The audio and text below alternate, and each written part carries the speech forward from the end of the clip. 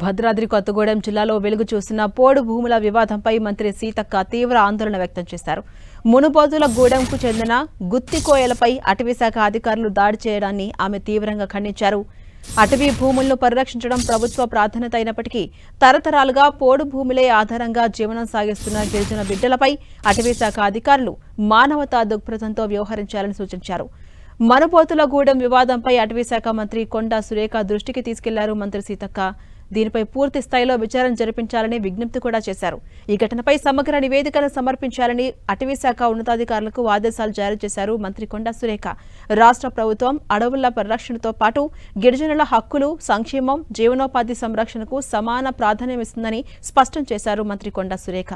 కాగా పినపాక నియోజకవర్గంలోని అశ్వాపురం మండలం మనుబోతులగూడెం గ్రామంలో పోడు సాగు చేస్తున్న ఆదివాసీ గిరిజన మహిళలు అటవీశాఖ అధికారుల మధ్య నిన్న తీవ్ర తోపులాట చోటు చేసుకుంది.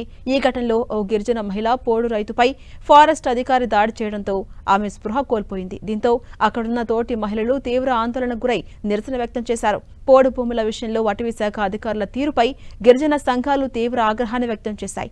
గిరిజనులపై దాడులకు పాల్పడ్డ అధికారులపై వెంటనే చర్యలు తీసుకోవాలని, పోడు భూముల సమస్యకు శాశ్వతమైన పరిష్కారం చూపించాలని ప్రభుత్వాన్ని డిమాండ్ చేశారు గిరిజన రైతులు.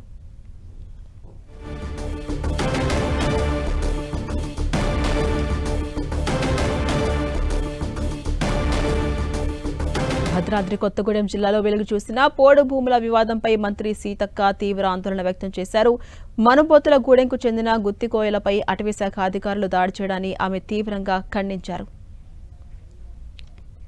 ఇక దీనిపై మరింత సమాచారం మా ప్రతినిధి సైదులు అందిస్తారు. సైదులు, ఝాన్సీరాణి పోడు సాగు చేసుకుంటుండా ఓ గిరిజన మహిళా రైతుల పైన అశ్వాపురం భద్రాద్రి కొత్తగూడెం జిల్లా అశ్వాపురం మండలం మనబోతులగూడెంలో నిన్న ఫారెస్ట్ అధికారుల మహిళలపై దాడిని తీవ్రంగా పరిగణిస్తూ అటు అటవీ శాఖ మంత్రి కొండా సురేఖతో పాటు పంచాయతీరాజ్ శాఖ మంత్రి సీతక్క తీవ్రంగా సీరియస్ అయిన పరిస్థితి కనిపించింది. మొత్తంగా సీరియస్ అయిన అధికారులతో కూడా పూర్తి వివరాలను కూడా అడిగి తెలుసుకున్న పరిస్థితి. ఎందుకంటే భద్రాద్రి కొత్తగూడెం జిల్లా అదేవిధంగా ములుగు జిల్లాలకు సంబంధించిన కలెక్టర్ తోనూ, సిపితోనూ, ఎస్పీలతో కూడా మంత్రులు మాట్లాడడం జరిగింది. మాట్లాడడంతో పాటు అసలు ఆ ఘటనకు సంబంధించిన వివరాలన్నీ కూడా తెలుసుకున్నారు. ఎందుకంటే మహిళల పైన అత్యంత పాశవికంగా ఫారెస్ట్ అధికారులు దాడి చేయడాన్ని, ట్రెంచ్ కొట్టడాన్ని అడ్డుకునే ప్రయత్నాన్ని కూడా అటు మహిళల పైన పోలీస్ అంటే ఫారెస్ట్ అధికారుల దాడిని పై సీరియస్ గా తీసుకున్న మంత్రి సీతక్క అదేవిధంగా కొండా సురేఖ ఇద్దరు కూడా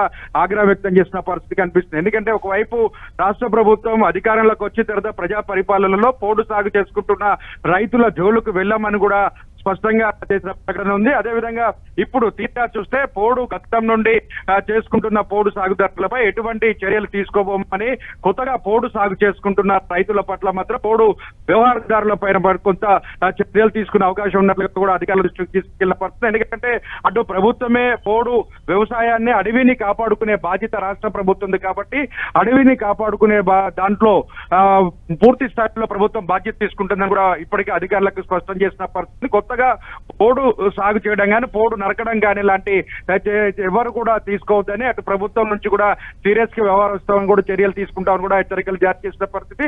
మరోపక్క ఇప్పుడు మాత్రం ఒక అధికారులకు మాత్రం స్పష్టమైనటువంటి ఆదేశాలు జారీ చేశారు. గతంలో ఎవరైతే పోడు సాగు చేసుకుంటున్నారో పోడు రైతుల జోలుకు ఎవరు వెళ్ళొద్దు, మహిళల పట్ల వ్యవహరించిన తీరుపైన విచారణ చేపడతాం, అన్నింటిలో పోలీసులు అంటే ఫారెస్ట్ అధికారుల వైఫల్యాలు కనుక వాళ్ళ అతి జోక్యం కనుక ఉన్నట్లయితే వారిపైన చర్యలు తీసుకుంటామని కూడా స్పష్టంగా చెప్పిన పరిస్థితి. ఏదేమైనా పోడు రైతుల పైన ఫారెస్ట్ అధికారులు చేసిన దాడి తీవ్రంగా పరిగణిస్తున్నామని రాష్ట్ర ప్రభుత్వం నుంచి కూడా చాలా సీరియస్ యాక్షన్ తీసుకుంటామని కూడా స్పష్టం చేసింది.